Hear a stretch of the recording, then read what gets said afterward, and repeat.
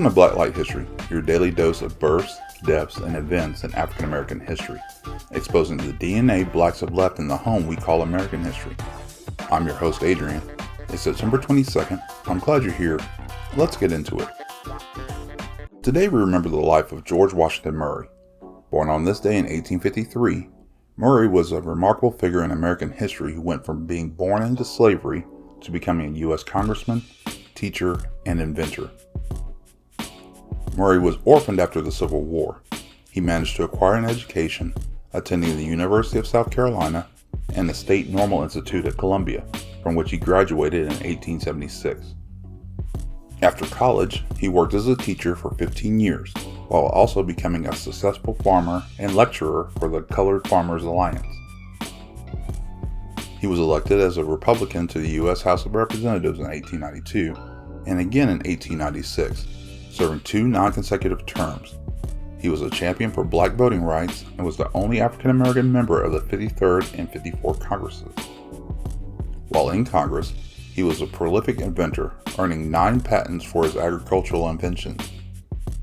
His patents included a combination of tools for planting and harvesting, such as a furrow opener, a stalk knocker cultivator, and a cotton chopper, which were all designed to make farming more efficient. In 1894, he famously read a list of 92 patents granted to African Americans into the Congressional Record to highlight black achievements. After leaving Congress, he became a successful landowner and land speculator, buying thousands of acres of land that he had then leased to black tenant farmers, providing an economic opportunity for his community. In 2024, Murray was posthumously inducted into the National Inventors Hall of Fame for his agricultural inventions.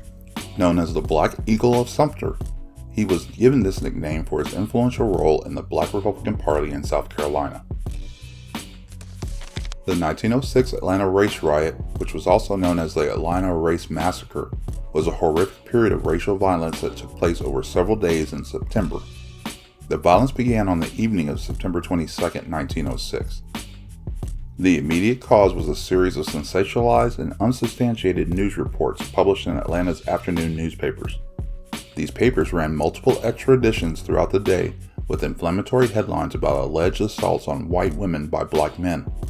A mob of thousands of white men and boys gathered downtown. The mob began attacking black people at random, pulling them off streetcars and assaulting them in the streets. They also destroyed black-owned businesses, including a barber shop by prominent black businessman Alonzo Herndon. The violence lasted for several days and spread through other parts of the city. Estimates for black Americans killed range from 25 to 40, while only 2 white Americans were confirmed to have died. More than 90 black Americans were injured, and approximately 10 white Americans were also injured. In the aftermath of the violence, police arrested 257 black men and about 70 white men, although the white men were released quickly. The riot had a profound and lasting impact on the civil rights movement. It demonstrated the failure of the Atlanta Compromise, a philosophy of accommodation advocated by leaders like Booker T. Washington, which argued that black Americans could achieve equality through economic progress rather than direct political action. For activists like W.E.B. Du Bois, who was a professor at Atlanta University at the time and a witness to the violence, the riot was a defining moment. It convinced him that a more direct and organized approach to fighting for civil and legal rights was necessary.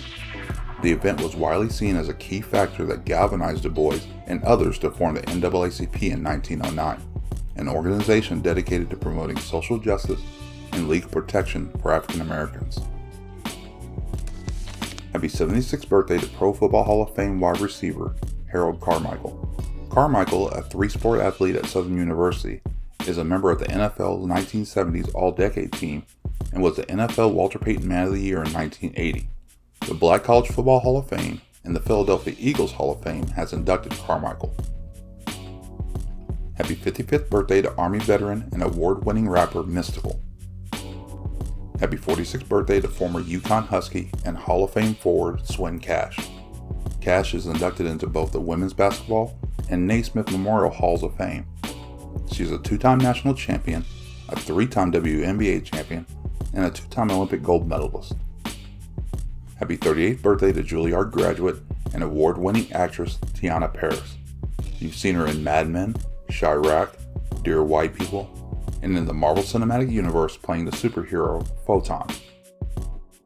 Today we remember two-time Negro League World Series champion Biz Mackey. For nearly 30 years, Mackey would dominate on the diamond and was a successful manager. With a career batting average of .328, Mackey was inducted into the National Baseball Hall of Fame in 2006. He would leave us on this day in 1965 at the age of 68.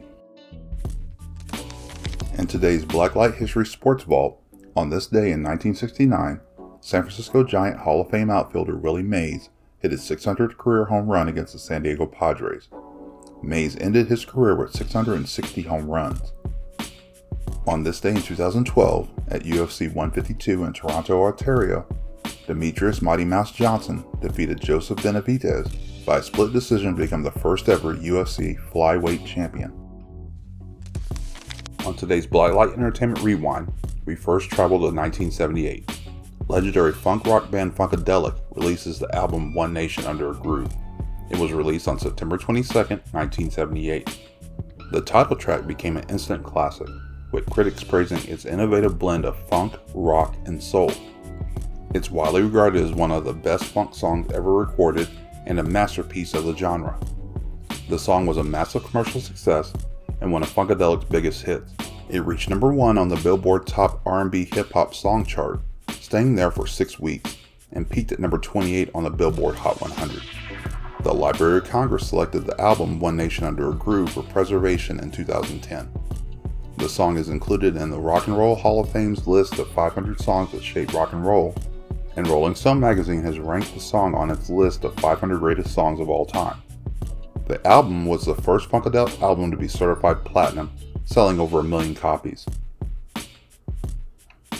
On this day in 1992, ABC premiered the show Hanging with Mr. Cooper, starring comedian Mark Curry as the title character, Mark Cooper, a former basketball player who becomes a high school teacher and basketball coach. The show would run for 5 seasons. In 1998, the ABC sitcom The Hughleys premiered on September 22nd. Starring King of Comedy D.L. Hughley, the sitcom was ABC's highest rated show its first season. The Hughleys would run on ABC for 2 seasons before being picked up by UPN for another 2. On this day in 2000, rock star Lenny Kravitz released the hit Again. It became a fan favorite and a staple for his live shows. Again was a huge commercial success for Kravitz, peaking at number 4 on the Billboard Hot 100 chart. This was his highest charting single in nearly a decade. It was also a hit internationally, reaching the top of the charts in Italy and Iceland. Kravitz won the Grammy Award for Best Male Rock Performance in 2001. This was his 3rd consecutive win in that category, a testament to his consistent excellence. At the 71st Primetime Emmy Awards on September 22, 2019, actor Billy Porter made history when he won for Outstanding Lead Actor in a Drama Series for his role as Pray Tell on the FX series Pose. This was a landmark victory because it made him the first openly gay black man to be nominated for and to win an Emmy in a lead acting category. In his powerful acceptance speech, he famously quoted James Baldwin and spoke about the importance of living long enough to see a day where he could be his authentic self and be celebrated for it. On this day in 1989, the black family sitcom Family Matters premiered on ABC. Starring Reginald VelJohnson and Jaleel White, the show was a ratings success. A spin-off of the show Perfect Strangers, Family Matters was an 8-season mainstay to ABC's TGIF lineup. The show would move to CBS for its 9th and final season. That concludes today's events. If you've enjoyed the content, please like and subscribe to the channel. If you check out the playlist for the week, I've not only included this week's episodes, but extra videos, music, trailers, and documentaries to help supplement the things we talk about. You can also find us on Facebook, Instagram, and Blue Sky. And remember, African American history is American history. So join us again tomorrow as we shine another light on Blacklight history.